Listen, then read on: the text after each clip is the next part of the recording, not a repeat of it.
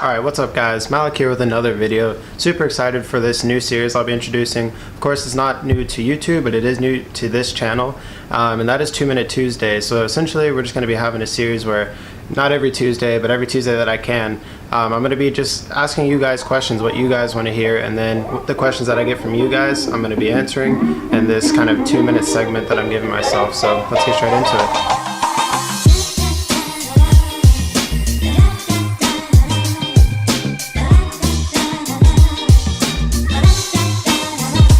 Alright, so for this first 2 Minute Tuesday, we're going to be talking about injuries, and more specifically, just kind of how to get through those and get on to being a better player when you're over those injuries.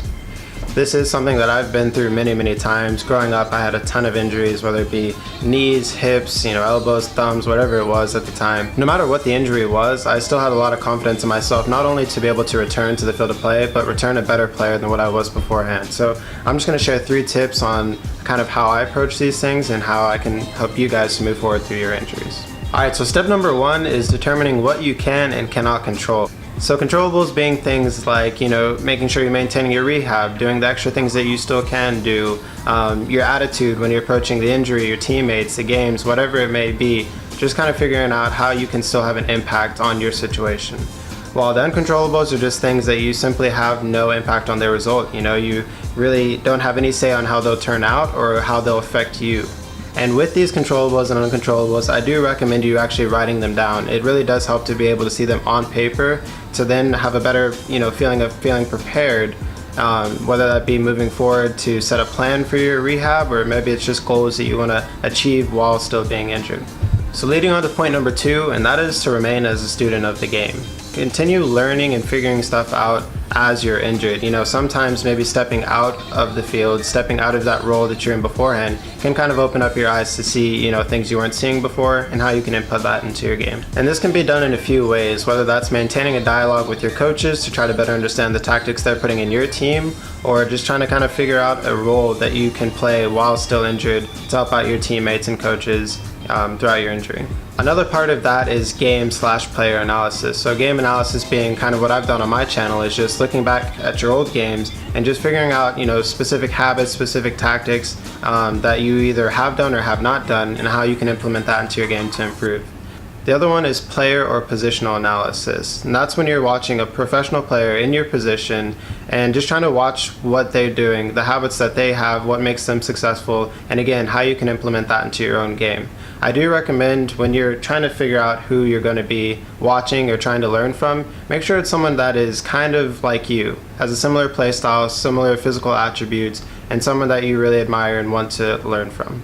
And my last tip is just to do the extra work. That can encompass a lot of things, but there's kind of 2 sides that I really want to speak on. One being the physical part of the extra work and the mental part of the extra work. For the physical part of this extra work, you just want to make sure that your body is in the best shape it can be to be able to fight against this injury, to be able to heal itself, and to get you back to the field quicker.